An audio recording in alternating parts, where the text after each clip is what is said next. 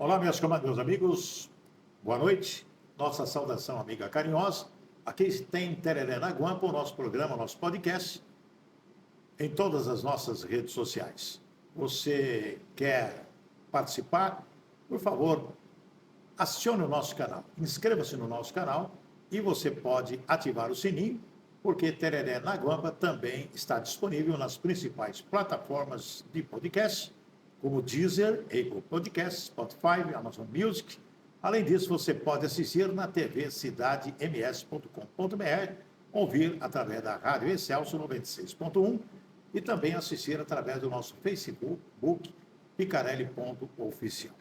Hoje nós vamos trazer aqui um amigo radialista, desde criança, e eu vou querer saber dele o porquê se tornou um grande médico, um dos melhores médicos urologistas do nosso estado, quiçá do país. Sabe por quê? Porque ele é o meu médico.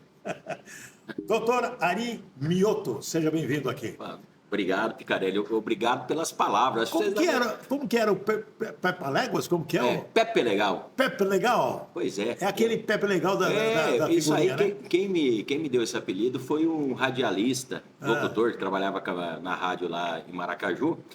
E antes de eu ser médico, antes de eu chegar aqui em Campo Grande para estudar, eu fui sonoplasta. Já estava nesse meio aqui da radiodifusão. Eu comecei como sonoplasta também. E aí ele me colocou meu apelido lá, Pepe Legal. E aí eu fiquei uns anos trabalhando na rádio, até depois vim estudar aqui em Campo Grande. Esse seu desejo de ser médico, e médico urologista, que é uma especialidade especial. Como que foi o começo da sua história? Essa é uma pergunta bacana, porque assim, meu pai mexe com lavoura, eu tinha tudo para fazer agronomia e gostava também dessa parte. Mas o segundo esposo da minha mãe, né, ele era médico. E eu convivi muito com esse médico. E aí eu comecei a gostar da medicina. E a urologia é uma especialidade que ela é rica na parte clínica, né, do atendimento, e também rica na parte cirúrgica. E eu queria alguma coisa que não fosse só clínica e só cirúrgica. Eu acabei conhecendo a urologia e aí me formei em urologista em 2002. 2002. E aí foi assim mais ou menos que começou a história. Mas no começo, com um garoto de 16 para 17 anos, eu estava bem perdido. Não sabia exatamente para que lado que eu queria, não. Se era agronomia, se era engenharia. Eu queria ser piloto de avião. Opa! Virei piloto de avião depois de mais velho, né? Hoje eu piloto, mas depois de mais velho virei piloto.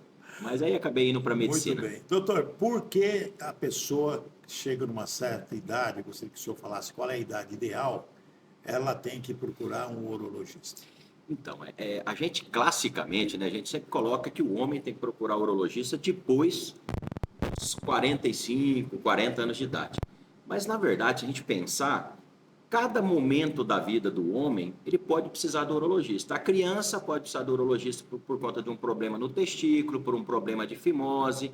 Um adolescente, um adulto jovem pode precisar do urologista por conta de uma doença que dá no testículo, que é a tal da varicocele.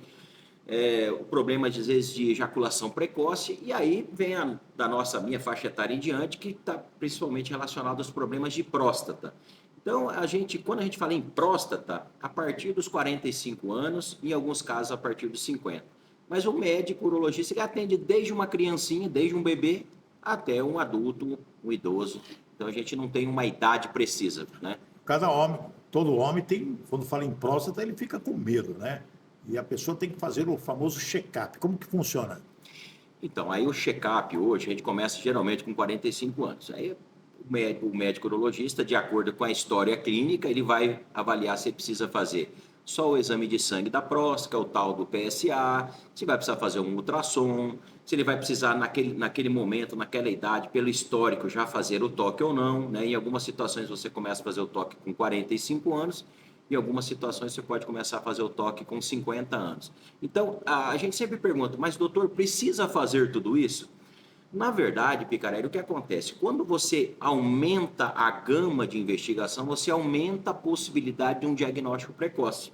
Então, assim, não fazer determinado exame não vai causar um impacto muito grande, mas você pode diminuir a chance de descobrir um problema no início. Então, doutor, eu não quero fazer o toque. Tudo bem, pode não fazer. Mas você está tirando uma chance, às vezes, de descobrir um problema numa fase inicial pelo toque. Então, a gente sempre orienta essa situação ao paciente.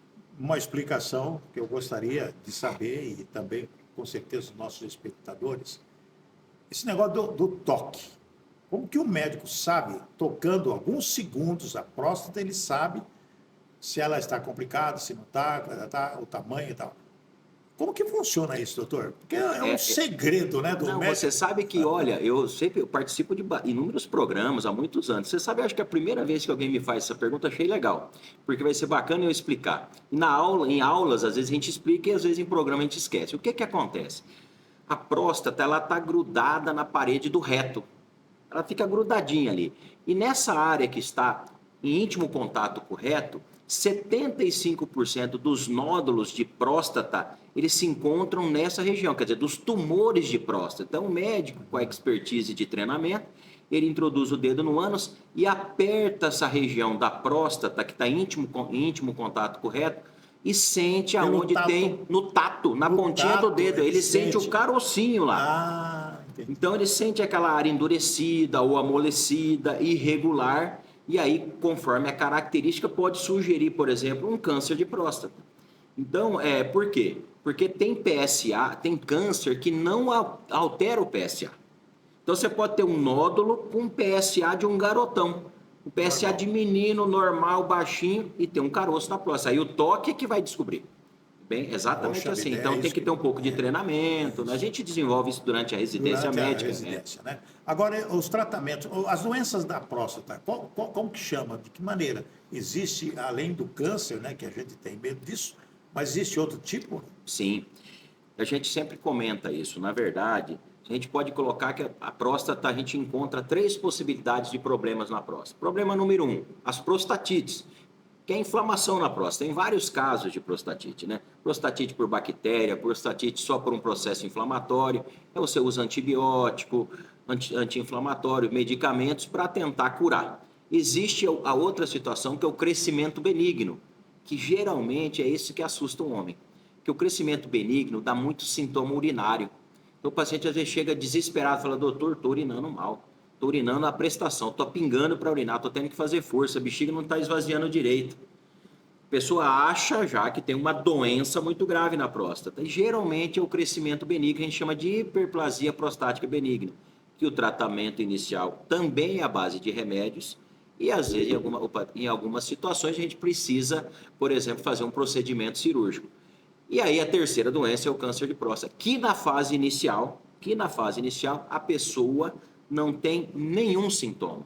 Por isso a importância do check-up regular anual, porque a doença de câncer prostático na fase inicial não dá nenhum tipo de sintomas e aí a pessoa acredita que está muito bem e às vezes pode estar com uma doença crescendo, quando ela vai buscar ajuda médica, a doença já está, vamos dizer assim, espalhada pelo corpo, já tem metástase e tal. Então, por isso a importância da avaliação anual. Porque realmente o homem, isso aí, a gente fala para alguma pessoa, inclusive, algumas pessoas já, não, vou fazer esse exame, coisa nenhuma. Tem um preconceito, uma vergonha, não sei se é, ou extremo machismo, né, doutor? Isso tem melhorado, Tem, né? Principalmente por esse tipo de conversa que nós estamos tendo aqui hoje. O pessoal começa a entender a importância, né? Ainda existe essas pessoas que não querem fazer o exame, que não buscam o médico, aquela história do homem ser o super-homem invencível, não fica doente, né? Por isso que a gente acaba morrendo mais cedo do que as mulheres, né? Mas tem melhorado. O Novembro Azul, os programas de TV, as campanhas, eles têm tirado esse medo, né? Esse mito do exame da próstata, etc. Então a gente tem melhorado gradativamente. Doutor, todos os pacientes, eles, quando falam em tratamento de próstata, eles falam assim, puxa vida, vou perder a ereção, eu não vou ser mais aquele meninão, eu vou ter problemas. Todos aqueles pacientes vão ter esse tipo de problema de ereção? Essa é uma pergunta. Como que funciona isso? Essa é uma pergunta que todo mundo faz quando você fala, ó, vai ter que tomar um remédio para a próstata, vai ter que operar. Na verdade, Picarelli, é assim, as doenças benignas da próstata, os tratamentos praticamente não têm nenhum efeito sobre a qualidade eretiva. Muitas vezes muda a questão do esperma, do líquido. Dependendo do tratamento que você faz, você pode diminuir a produção do líquido, ter menos volume na hora de ejacular. Mas, do ponto de vista de qualidade eretiva, às vezes não tem mudança alguma. Quando a gente fala do câncer de próstata, aí sim em algumas situações, alguns tratamentos podem levar a uma perda da qualidade eretiva, uma disfunção erétil, que a gente fala, a famosa impotência. Mas nem todo mundo que trata da próstata vai ter problema de potência. Muitos vão ter uma queda que depois ela retoma ao seu nível habitual. E hoje, com as tecnologias que nós temos, tanto para cuidar do paciente com câncer, quanto para tratar a disfunção erétil, é muito difícil um paciente hoje ficar com esse problema. Então, assim, hoje isso também é um mito muito grande.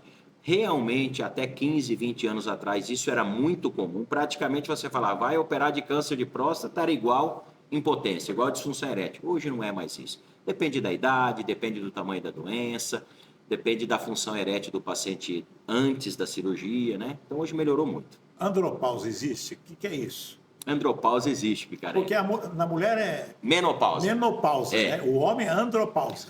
O nome que foi colocado, né, assim, pela população, andropausa. Né? Na verdade, o homem não tem uma pausa, né, Picarelli? O homem ele tem uma queda lenta e gradativa da produção de testosterona. Então, a gente, com 35 anos, nós temos uma testosterona e depois dos 35, ela chega a cair 1,2% ao ano. Então, imagina um homem que tinha uma testosterona de 1.000, com 60 anos, quer dizer, depois de 25 anos, essa testosterona dele já pode estar a 700, 750. Caiu 25%, 30%. Dependendo da vida que ele leva, ela pode até cair mais rápido. E aí a pessoa começa a ter os sintomas da tal da andropausa. Eu posso até citar alguns aqui: cansaço, humor depressivo, perda da qualidade eretiva, queda do desejo, aumento da gordura abdominal, perda da massa magra, osteoporose. Aí é a hora do o médico urologista, principalmente, o endócrino, avaliar esse paciente e, às vezes, iniciar um tratamento. E a reposição hormonal, como que funciona? Então, a reposição hormonal é uma das formas do tratamento da andropausa, né? Então, hoje, a gente tem visto muito jovem fazendo a tal do uso da testosterona, que é um perigo isso daí, porque a testosterona usada inadequadamente, ela acaba alterando toda a função orgânica hormonal do organismo. Então, o que a gente hoje recomenda? A avaliação clínica, a avaliação laboratorial, né, Picarelli? E aí, o que a gente faz? Faz a reposição ou à base de gel, tem gelzinho hoje de testosterona, você pode usar alguns medicamentos comprimidos e também tem as testosteronas que a gente fala de depósito injetável. Então, cada caso é um caso. E depende da idade do paciente, da testosterona que esse paciente vem para a gente, se ele já fez um tratamento anterior com sucesso ou não, aí a gente vai estudar cada caso. Doutor, não fazer a automedicação, sempre consultar um médico da sua confiança, né? Porque o homem ele tem que se cuidar também, assim como a mulher se cuida, não é verdade? O que acontece muito é a busca de coisas alternativas, né, Picarelli? Em tudo. A gente, às vezes, o ser humano, às vezes, quer buscar o que é mais simples e o que é mais fácil. E aí, o que acontece? A gente acaba entrando em fria, né? Eu vejo pacientes jovens que usaram testosterona, por exemplo, em grandes doses, ficaram super fortes. Só que o que aconteceu? Chegaram no meu consultório com infertilidade, com atrofia testicular. Ninguém avisou ele. Foi, às vezes, resolveu fazer porque queria ficar mais forte, mais rápido, né, de massa magra, vou para academia, arrumei uma testosterona, injeção. Depois passa 5, 6 anos, casa, não consegue engravidar, vem no consultório, às vezes até usando testosterona, infértil. Com atrofia, o testículo, às vezes fica do tamanho de uma ervilha. Meu pai do céu. Você já pensou? Então, quer dizer, e às vezes não tem volta. E essa pessoa não teve essa orientação. Por isso que a gente sempre faz questão de orientar. Isso é uma oportunidade aqui com você, da gente falar um pouquinho sobre isso, que realmente está um abuso. Está muito sério isso daí. Quem vai ser campeão brasileiro, doutor? Eu sou palmeirense, né? Eu sou palmeirense. Eu sabia, eu tinha certeza. Eu sou palmeirense, tomamos um fé esses dias atrás aí do Flamengo, mas eu estou esperançoso que o Abel ainda consiga ajustar isso daí. Eu acho que o Botafogo entregou. Acho que o Botafogo afundou, é a impressão que eu tenho. E aí eu estou na esperança do Palmeiras. Eu acho que vai ficar entre Palmeiras, tá aí o Grêmio na parada, Flamengo. Eu acho que vai ser uma briga. Deu uma mudada agora nesse finalzinho. Vamos ver então. Doutor Ari Mioto, muito obrigado pela sua presença. Foi obrigado, muito Picarelli. Nesse Novembro Azul, né? Essa conversa tão informal, tão gostosa. Deus abençoe o senhor. Muito obrigado pela participação aqui. Obrigado pelo carinho, obrigado pela oportunidade de tentar falar um pouquinho aí para as famílias, né? Exatamente. Porque eu sempre falo que o papel da mulher é fundamental. A gente está falando aqui um pouquinho de homem, mas é quem acaba pegando na mão do homem e levando para o consultório é a mulher. É a esposa, é a noiva, é a filha, né? Então aí dando aquela força. Dando aquela força. Um forte abraço, obrigado. Picarelli, obrigado pelo carinho. Dá um abraço à dona Miriam, viu? Fala que o Picarelli mandou um abração para ela lá em Maracaju ou lá em João Pessoa. Em João Pessoa. Obrigado pelo carinho, viu? Obrigado. Muito bem, ficamos por aqui no nosso Tereré na Guampa. Uma boa noite, um bom final de semana. Estaremos de volta na próxima semana, sempre ao lado da justiça, do direito e da verdade, com muita fé e vencendo sempre. Bom final de semana, fiquem com Deus.